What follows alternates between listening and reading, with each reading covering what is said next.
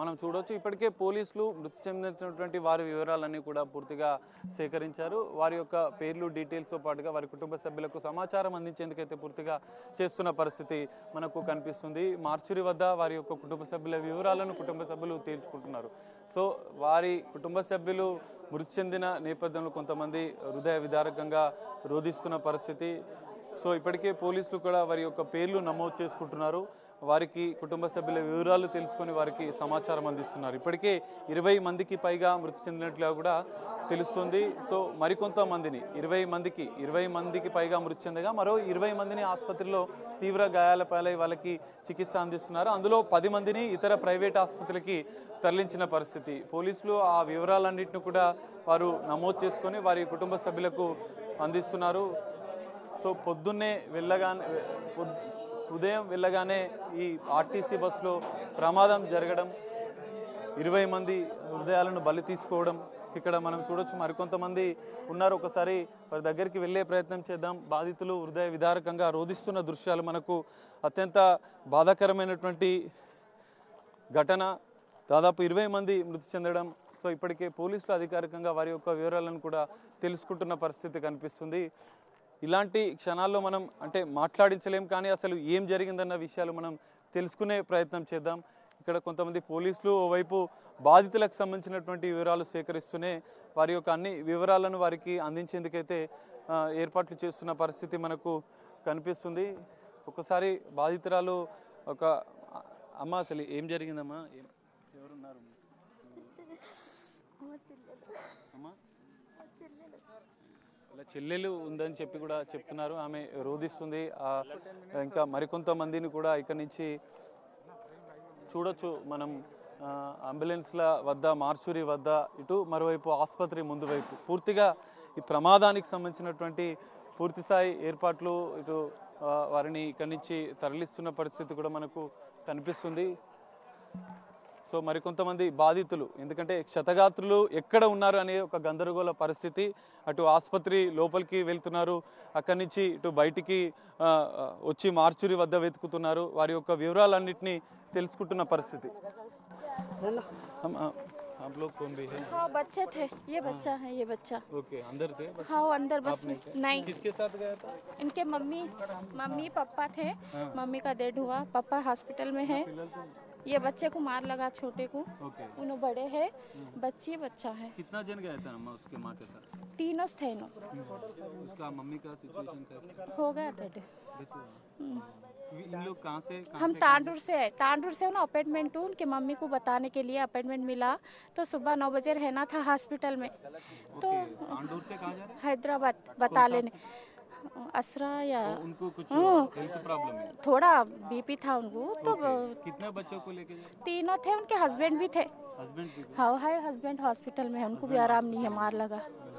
उनकी मम्मी का डेड हुआ, इनको थोड़ा मार लगा करते नहीं उतर रहे, डर रहे। ये बच्चा बड़ा है। अभी उनका सिचुएशन कैसे है उनका पापा का? हाँ गए हमारे घर वाले नहीं आने रहे, अंदर में रखा। हम लोग तांडूर से है। उनका मम्मी का नाम क्या है? तबस्सुम जहाँ। मतलब तांडूर के रहने हाँ वाले? तांडूर। सुबह गया था, आपसे कुछ बात करा? सुबह नहीं, शाम में आके बोल के गए थे। क्या होता? देवरानी होना। क्या बोला था आपसे? हॉस्पिटल को जा रहे भाभी, अपॉइंटमेंट मिला, जल्दी 9 बजे तक रहना बोले हॉस्पिटल में बोल के 4:30 की बस को गए। 4:30 को गए थे सुबह 5 बजे मिली शायद बस स्टैंड में बस। 7 साढ़े 7 को हुआ करते ऐसा।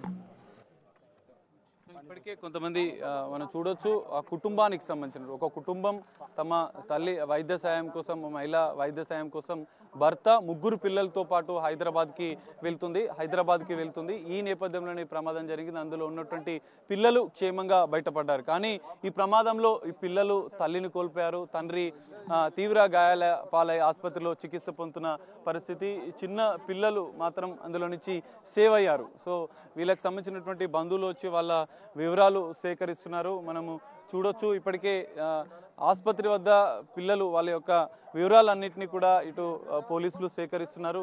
అసలు ఏం జరిగింది అనేది ఒకసారి మనం పిల్లల్ని కూడా అడిగే ప్రయత్నం చేద్దాం. అసలు ఏం జరిగింది బస్సు లోపల అన్న విషయాలను ఒకసారి అడిగే ప్రయత్నం చేద్దాం.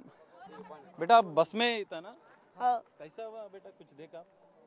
वो बस वाला क्या करा, वो एक रही थी तो उन क्या करा, वो ब्रेक मारा, पीछे का टायर फिसल गया, वो सामने का लग गया, कंकरे अंदर आ गए बस के अंदर। लोग क्या करे, वो पत्थर लेके कांच फोड़ के छोटे बच्चों को निकाल लिया सबको। वो सामने बैठे तो जने वो पत्थरों के नीचे थे, वो जेसीबी को और वो मंगाए थे तो उन लोग निकाले पूरे। टिप्पर आया ऊपर, बस के ऊपर टिप्पर आया।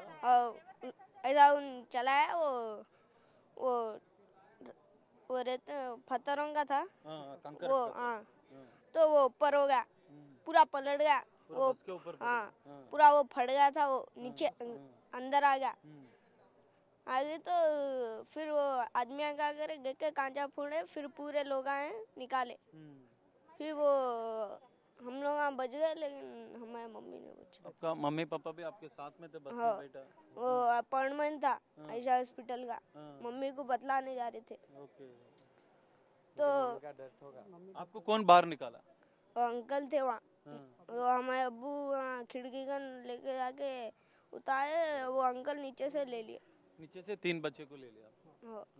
पूरा को ले लिए।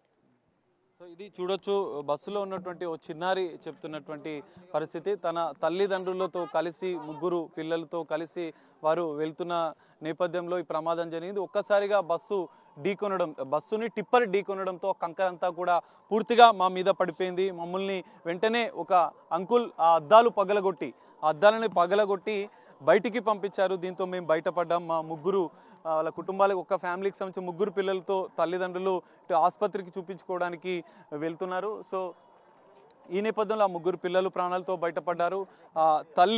తల్లి మృతి చెందగా ఇందులో తండ్రి తీవ్ర గాయాలై ఆసుపత్రిలో చికిత్స పొందుతున్న పరిస్థితి కనిపిస్తుంది.